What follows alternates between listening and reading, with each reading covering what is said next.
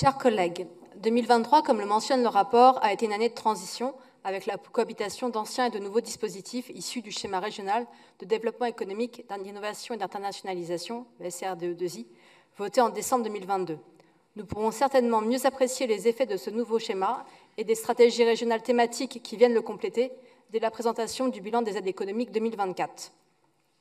Dans ce cadre, 2023 a vu l'adoption et la mise en œuvre de nouveaux contrats d'appui au projet, le CAP PME-PMI, CAP économie de proximité, transition écologique, transformation numérique, qui s'inscrivent toutes dans la volonté du Conseil régional de renforcer son accompagnement dans le domaine de la transition écologique, ainsi que dans la création, l'installation et le maintien d'activités économiques, tous secteurs, taille et forme d'entreprise confondues, dans l'ensemble du territoire régional.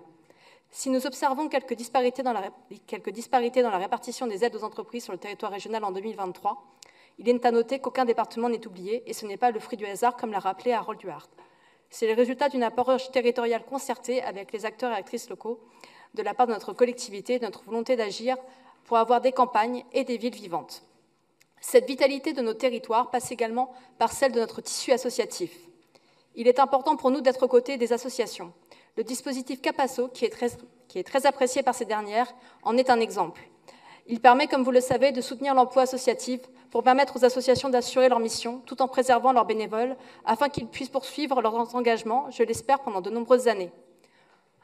En 2023, avec un montant total de subventions de 9 millions d'euros, le dispositif Capasso a permis de soutenir 318 projets qui ont généré 362 emplois aidés. Les crédits alloués à ce programme pourraient être sensiblement augmentés pour répondre aux enjeux de notre nouvelle stratégie régionale sur la vie associative adoptée en avril dernier, comme le préconise le Césaire, qui reconnaît l'importance de ce dispositif. Je partage évidemment l'avis du Césaire, comme sans doute la majorité du Conseil régional. J'aimerais que nous puissions davantage aider davantage d'associations, associations qui œuvrent au quotidien pour l'intérêt général, qui favorisent et préservent le lien social, qui font preuve de beaucoup d'imagination et de débrouillardise et qui nous montrent le chemin vers une société où nous aurions toutes et tous plaisir à vivre. Malheureusement, notre région, comme l'ensemble des pouvoirs publics, est confrontée à des contraintes financières croissantes. La baisse des dotations aux collectivités territoriales n'est cependant rien une fatalité, mais bien un choix politique, dont certaines orientations budgétaires qui ne servent ni l'intérêt général, ni une vision éthique et équitable sont fortement contestables. Malgré ce contexte financier peu favorable, notre région sait dégager des marges de manœuvre pour répondre aux urgences lorsque cela est nécessaire. Elle l'a déjà prouvé à maintes reprises et le prouvera encore.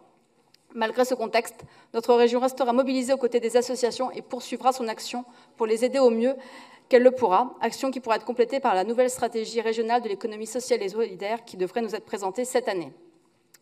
D'ici la fin de l'année également, devraient nous être proposées les nouvelles stratégies régionales de l'alimentation et, espérons-le, un nouveau plan bio qui viendront compléter le SRDE2I et la stratégie régionale de l'agriculture votée en décembre dernier. Cela permettra sans doute de renforcer l'action régionale et les crédits dans ce domaine.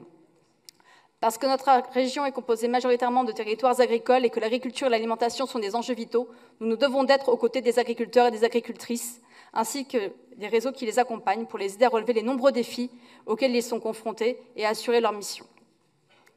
Alors que nous observons depuis plusieurs années d'importants renoncements, des renoncements à accompagner les changements de pratiques agricoles dans le domaine de l'atténuation et de l'adaptation au dérèglement climatique, renoncements à accompagner l'autonomie des fermes pour les rendre plus résilientes et moins dépendantes, renoncement à garantir un revenu digne pour toutes celles et ceux qui travaillent avec le vivant, comme on a pu le remarquer de la part du gouvernement et de certains politiques. Notre région assume, elle, ses responsabilités et ne ménagera pas ses efforts pour poursuivre le développement d'une agriculture nourricière, respectueuse du vivant, permettant à toutes et à tous de vivre dignement de leur travail.